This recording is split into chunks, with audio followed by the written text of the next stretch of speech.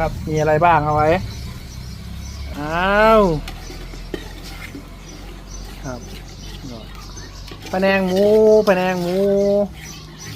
เชฟพะแนงหมูของครับไอหนึ่งเข่านะครับหนึ่งเข่าพ่อแม่ข้าวเหนียวเด้หนึ่งข้าวเจ้าสูตรเร่งรัดพะแนงหมูของเรานะครับห